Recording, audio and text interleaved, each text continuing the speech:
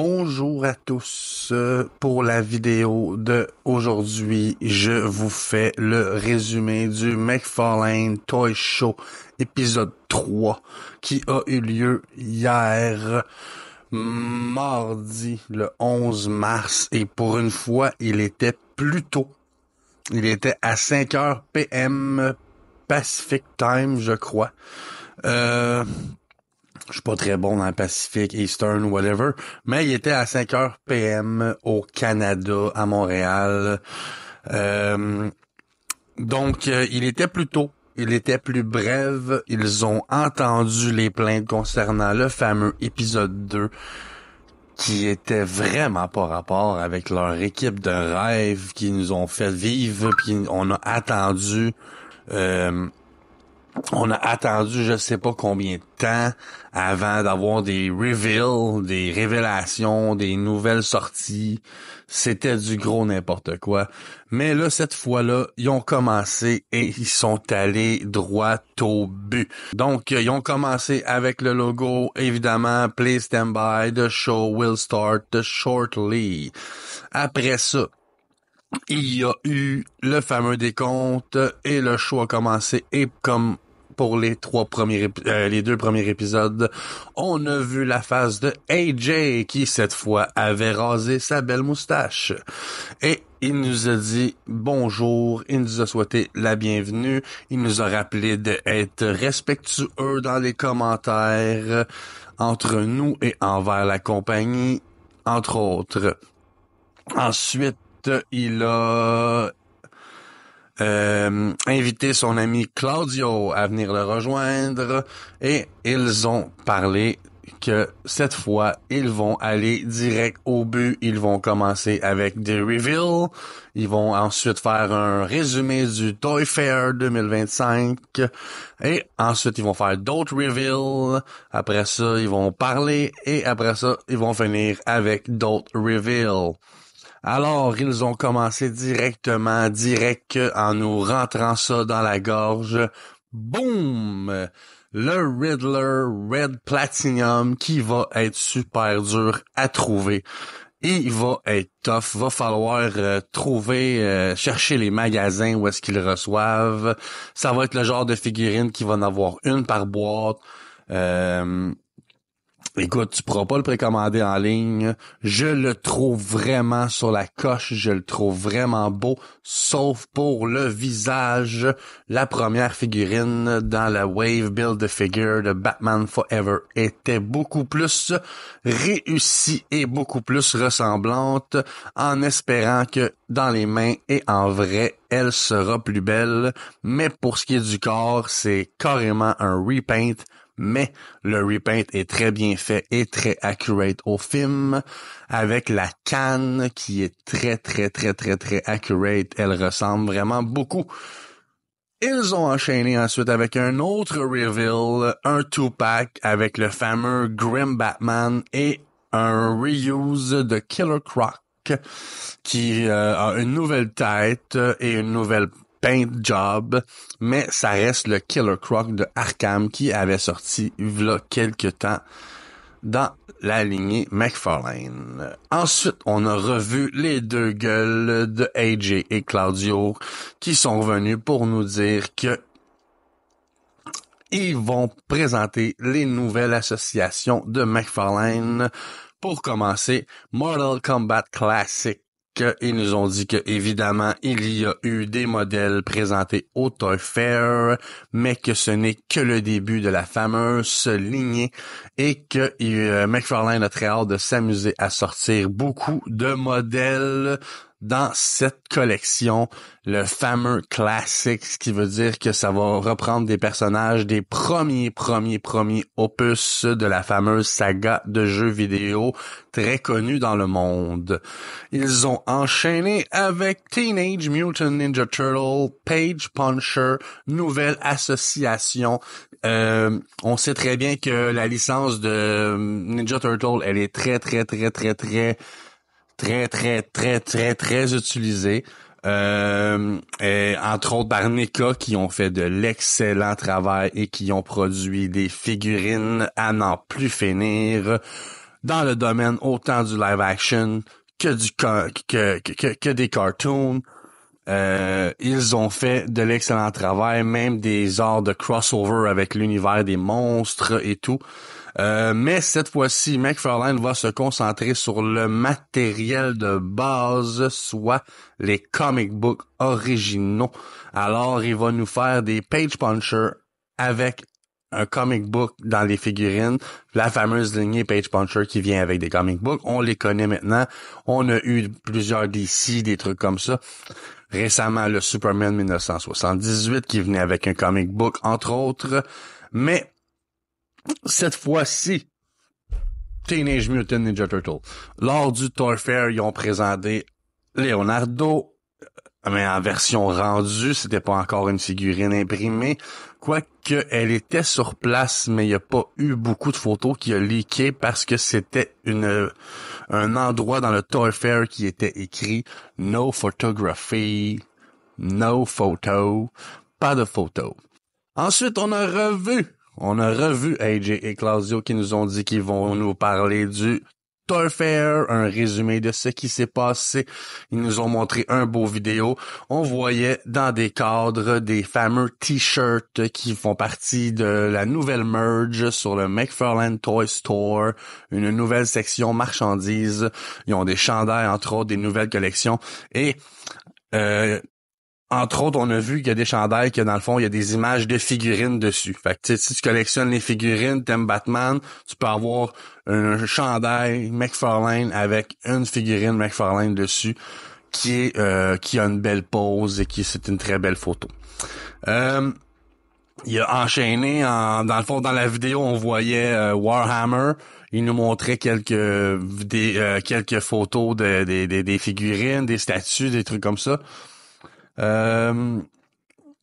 Très, très, très réussi. Ils nous ont montré les figurines qu'ils ont faites pour Avatar 2. Et ils nous ont en même temps annoncé plutôt, qu'ils vont officiellement continuer et faire les figurines de Avatar 3 lorsque celui-ci sortira. Ils nous ont montré la petite section Movie Maniac. Ils nous ont montré les plus récentes sorties ou les prochaines sorties à venir. Il y avait entre autres le King Kong qui avait été annoncé lors de l'épisode 2, je crois. Une statue de Kung Fu Panda. Une super belle statue Movie Maniac de Scarface. Une statue de The Office avec son fameux Chili, le personnage de Kevin, je crois. Je ne suis pas un familier avec cette série, mais c'est ce qu'ils ont dit. Il y a une statue de Fallout et il en a profité pour dire qu'une série de figurines articulées allait faire son entrée bientôt pour la fameuse franchise Fallout. Ils nous ont montré les McFarlane Walking Dead qui font leur retour. Ils nous ont dit que plusieurs modèles étaient des ressorties à la demande des fans qui ne pouvaient plus trouver ces figurines et qu'ils en profiteraient pour faire d'autres modèles et d'autres personnages et que ça serait pas la fin pour la wave ou plutôt la section Walking Dead de la compagnie. Ils nous ont montré des figurines de Lord of the Ring, le fameux dessin animé. Me semble que c'était ça. Ils nous ont parlé de la section digitale. Ils nous ont montré le Berserk, en tout cas BZKRZ, en tout cas. C'est la figurine qui est tirée du comic book créé par co-produit par Keanu Reeves. On en avait vu un avant-goût lors du San Diego Con l'été dernier. Puis là, maintenant, il nous présente la fameuse figurine. C'est une figurine qui va venir dans une boîte avec une fenêtre qu'on va pouvoir ouvrir et on va voir une tonne d'accessoires dans la boîte. C'est une figurine qui va venir assez garnie, selon leur dire. Ils nous ont montré les plus récents modèles de DC dans la section digitale. Le Joker, Superman, et pour pour contrer les leaks récents sur les réseaux sociaux, ils en ont profité pour nous montrer Dr. Fate. Le Dr. Fate McFarlane Digital qui est basé sur le Dr. Fate original. Il va avoir une cape avec une tige de métal, une cape de tissu. Il est magnifique. Ils en ont profité pour nous montrer le Two-Face classique avec son costume orange et mauve et la face verte. Le Platinum de celle-ci va avoir le costume noir et blanc et la face bleue, je crois. Ils nous ont montré Superman. Ils nous ont montré les statues en résine. Les statues en résine. Jon Stewart, Batman BVS, Weasel, Zatanna, Superman Blue, Joker Folie à 2. Des très beaux modèles, mais ça fait partie de la fameuse collection que je trouve trop chère, personnellement. Mais c'est les fameuses statues en résine qu'ils sortent. Ils ont fait un petit coup de vent sur les calls 1/3, 1/3. Ils nous ont dit que des prochaines waves... Ça, c'est mes chats qui se courent après. Ils nous ont dit que des prochaines waves s'en venaient et qui étaient pour être annoncées bientôt. Ensuite, ils ont parlé de Super Power, Super Friends, les nouvelles figurines. On a entre autres... son nom m'échappe. Inferno. En tout cas, un méchant. C'est pas Metallo. En tout cas, Batman, Lex Luthor, il y a Hal Jordan. Ils nous ont montré un James Gordon. Ça c'est des DC Multiverse. Ils ont enchaîné avec les DC Multiverse. Ils ont montré des nouveaux modèles et en même temps, ils ont vu que on avait vu au Toy Fair le James Gordon et c'est là qu'ils ont dit mais au Toy Fair, on ne vous a pas montré ce qui vient dans la même collection que le James Gordon Year One, le fameux Batman Year One. Il est magnifique, c'est une nouvelle tête. Je crois que le corps a déjà été utilisé parce que c'est McFarlane, mais c'est vraiment, vraiment, vraiment une belle figurine. J'aime le logo, j'aime les teintes, j'aime la couleur de toute la ceinture, tout. C'est vraiment, elle me tombait dans l'œil.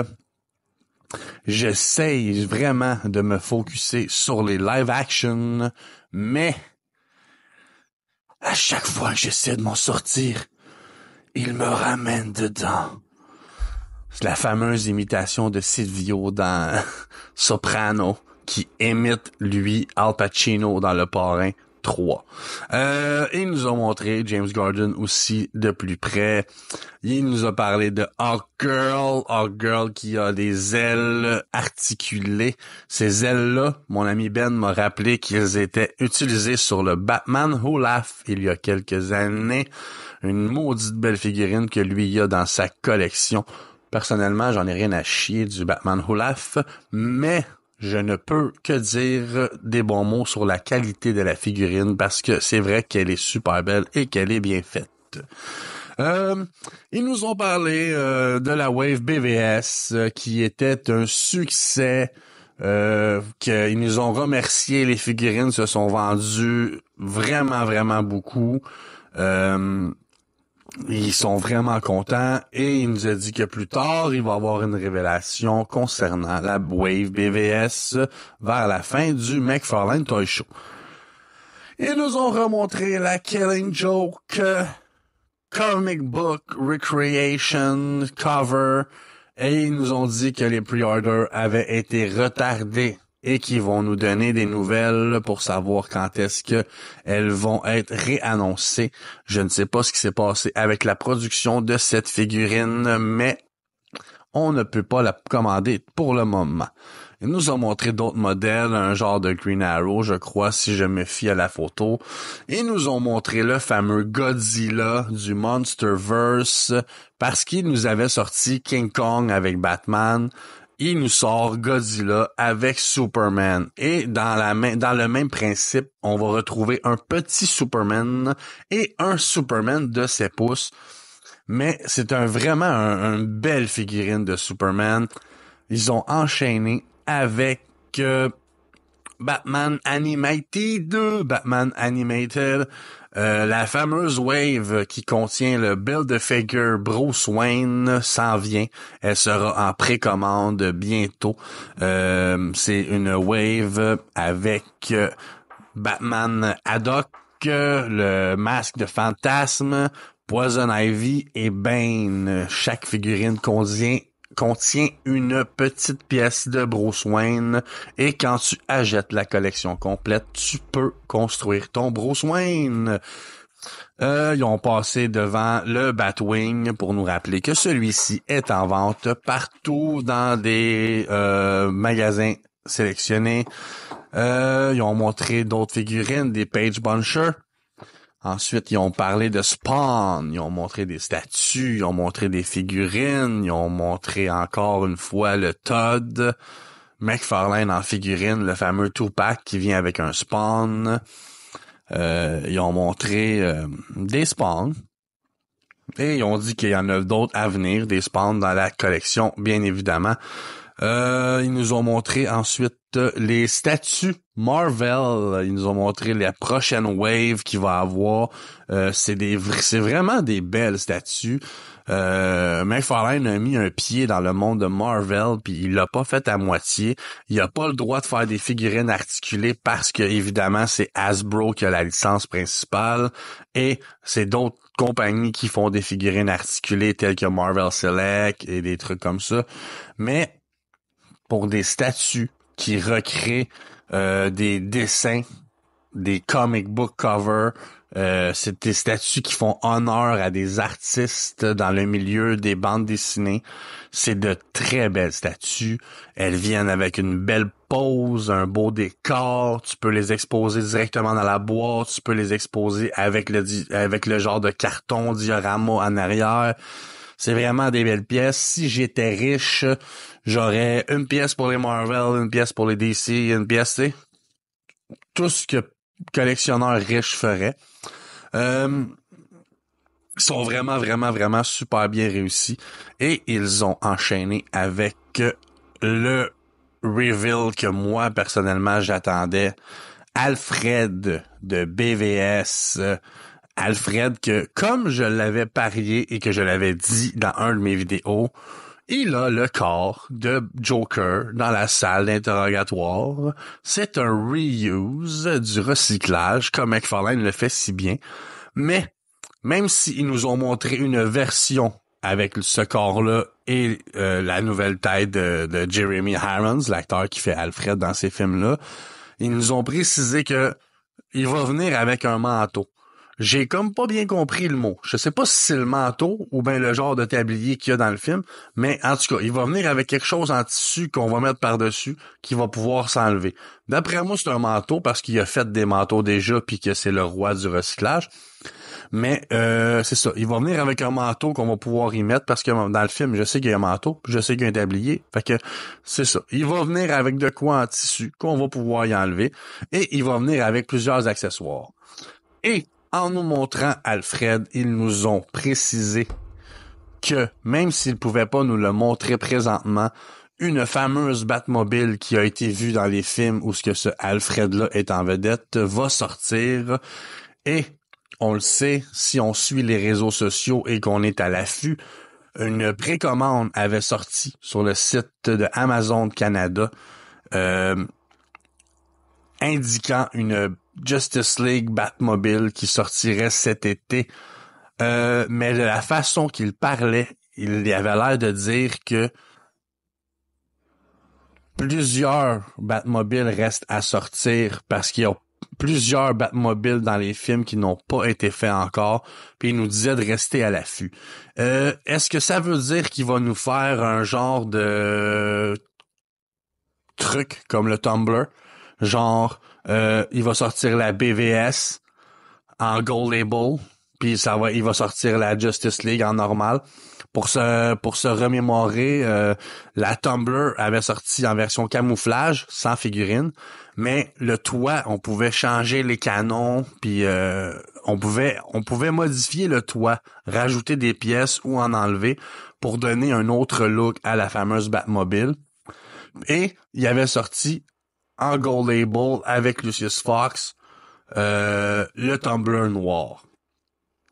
Alors, est-ce qu'il va nous faire ce genre de truc-là pour la Batmobile Justice League? Moi, Will, Kevin, notre trio qui ont un groupe chat qu'on se parle la semaine longue de figurines, on l'espère fortement. Parce que la BVS n'a pas un gros canon dans le chemin. Elle est vraiment sacoche. J'ai vraiment hâte de voir et j'espère vraiment qu'il va faire plusieurs versions. Et évidemment, j'espère qu'il va faire le fameux muscle car du film de Batman parce que je n'ai pas la Mattel spéciale 1/10 qui avait sorti, qui est écœurante, téléguidée. Je l'ai pas. Mais je sais que McFarlane, les figurines qu'il fait sont vraiment belles. Je sais que les véhicules qu'il fait sont écœurants parce que j'en ai beaucoup dans ma collection des véhicules qu'il a fait. J'ai vraiment hâte. Et évidemment, je vais vous en parler aussitôt que ça sort dans les leaks. Après nous avoir annoncé Alfred, il nous a annoncé Batman Cowboy. Ouais, Batman Cowboy. Le manteau est en tissu et ça a l'air d'être le même manteau que Captain Boomerang. Mais c'est ça. Il va y avoir plusieurs accessoires avec Batman Cowboy. Il va être en précommande bientôt. C'est pas mal ça. Ensuite, on les a revus à l'écran. Ils nous ont remercié de notre temps. Ils nous ont dit que cette fois-là, ils ont fait plus rapide, qu'ils ont été direct au but. Puis qu'ils sont très contents de nous annoncer des trucs. Ils nous ont dit que le WonderCon va être à la fin du mois de mars et que Todd va présenter des nouvelles révélations lui-même pendant cet événement. De rester à l'affût, que plusieurs conventions et trucs qui s'en viennent avec pas mal de nouvelles révélations. C'était pas mal ça pour le résumé du McFarlane Toy Show pour l'épisode 3. Personnellement, j'étais très content. Ils nous ont mis la fameuse image Thank you for watching. J'étais très content parce que lors de l'épisode 2, j'en ai parlé dans mon vidéo, c'était lourd, c'était très long. Et même si je suis content qu'ils fassent une place pour les YouTubers célèbres aux États-Unis, comme Ahsoka de Geek, Rob qui était là, il y en avait un autre DCU Geek. Ça me tente pas de me rappeler de leur nom pour les 5 YouTubers qui étaient là, mais je pense qu'il y en avait 4. Mais tu sais, quand tu regardes un live stream pour avoir des révélations de figurines, la dernière chose que tu t'attends, c'est qu'ils vont jouer à un esti de jeu de fantasy draft, équipe de rêve, choisir leurs meilleures figurines qui ont sorti dans les dernières années dans le monde de McFarlane, à tour de rôle, puis ensuite faire une équipe, puis ensuite faire les révélations. Mais semble que en tant que collectionneur, moi ce que je veux c'est que ça se passe et que ça va droit au but, révélation après révélation. C'est sûr et certain qu'ils peuvent pas tout nous révéler d'un coup parce que il y a des jouets qui sont en production, il y a des rendus qui sont pas finalisés, des looks qui sont pas finalisés. J'imagine qu'il y a pas tout le temps fini de fouiller dans ces tiroirs pour savoir quelle pièce de quelle figurine il va réutiliser sur quelle figurine. Fait que c'est ça. Mais là, l'épisode 3 était parfait. Il était comme je m'attendais. Ils ont commencé, bang, reveal, bang, un autre reveal. Ensuite, résumé du Toy Fair, plus de détails sur les trucs qu'on a vu passer sur les réseaux sociaux, des petits détails de plus sur des trucs à venir pendant qu'il nous présentait des trucs qu'on a déjà vus. Bang! Un autre reveal. Après ça, il repassait sur des trucs qu'on a vus au Toy Fair, d'autres petits détails de plus sur qu'est-ce qu'on n'a pas vu, qu'est-ce qu'on n'a pas su. Après ça, bang! Un autre reveal. Bang! Un autre reveal. Boom! Après ça, ils nous disent merci, bonsoir. Qu'est-ce que tu veux de plus? Il était court. 40 minutes. Ça a duré 40 minutes. C'était parfait. C'était essentiel. Pas de niaisage, pas de flafla. De belles révélations. Un beau résumé. Puis j'étais très content. Alors, c'était ça. Ça va être ça ma vidéo. Désolé, elle est déjà longue. C'est pour ça que je m'excuse d'avoir parlé vite. Je savais que ça serait un long résumé. Ah oui, pareil, je m'en allais oublier. Je l'ai pris en note dans mes affaires. Voilà. Pendant le live stream, ils ont parlé des fameux droits de DC.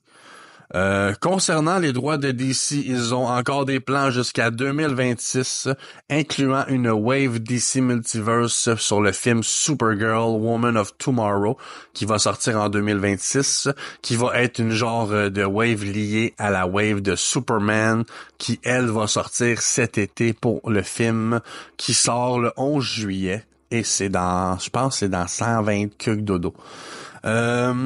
Concernant les plans avec DC pour 2027 et plus loin, il y a des discussions en ce moment avec DC et Warner Brothers et ils vont nous donner plus de détails lorsque les fameuses discussions vont se terminer. Pour le moment, beaucoup de trucs se parlent encore et se négocient encore dans l'arrière-scène. Alors, ils peuvent pas nous donner des détails parce qu'ils ne les ont pas eux-mêmes.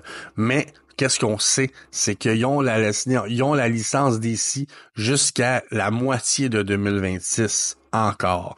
Il leur reste un bon bout de chemin à faire et avec ce qui nous sortent de ce temps-là, on ne peut être que très heureux de les encourager encore. C'est sûr et certain que, comme Todd dit, c'est pas le choix qu'il aurait fait de perdre la licence, mais une chose est sûre, en ayant encore un bon bout de chemin à faire, il peut encore rendre les fans heureux et nous présenter des produits qu'on attend. Évidemment, on espère tous une Wave Batman Return. On va tous être super déçus s'il n'en fait pas une. Mais c'était dans les rumeurs et les leaks. Et même s'ils en ont pas parlé encore officiellement, on sait très bien que ça risque fort d'arriver. Il nous sort encore une figurine Batman Forever en nous montrant le Riddler Final Suit. Alors, on sait qu'à ce point-là, il peut peut-être même éventuellement nous sortir les costumes Silver de Batman and Robin avec les morceaux genre les pièces Silver ajoutées. Tu sais, il peut encore produire bien des surprises, bien des véhicules. Personnellement, je vais être là, je vais l'encourager jusqu'à la fin. Je suis pas de ceux qui vont me partir une nouvelle collection de Mattel 6 pouces, même si Mattel sont vraiment belles. Comme j'ai dit à mon ami Ben, c'est sûr et certain que si Mattel me sort un super beau Bruce Wayne, vraiment ressemblant, super bien fait, même s'il est 6 pouces, je la jette. Mais pour le moment, on continue d'encourager McFarlane et en plus, il se diversifie. En tout cas, il est temps ses licences, il y a des nouvelles collaborations, dont Mortal Kombat Classic, Ninja Turtle pour les comic books. Alors voilà. Puis il nous disait aussi, avant que je vous quitte officiellement, que même s'ils perdent la licence de DC et tout, ils vont continuer à faire des Movie Maniacs qui sont basés sur les films de Warner Brothers, Discovery, etc. Parce que ils perdent la licence de DC, mais ils sont encore en étroite collaboration avec Warner Brothers, ce qui nous donne de grands espoirs concernant le futur de McFarlane et sa collaboration avec DC. C'était tout pour ma vidéo. Encore une fois, je vous ai résumé ça très vite, très bref. Désolé si c'était long. Alors, à la prochaine. Je ne sais pas à ce jour ça va être quoi ma prochaine vidéo. Je vais voir, mais je vous dis salut. Je vous souhaite une bonne journée ou une bonne soirée. Merci d'avoir écouté ma vidéo. Appuyez sur le like, abonnez-vous, commentez, partagez ça entre vous. Voilà. À la prochaine. Ciao.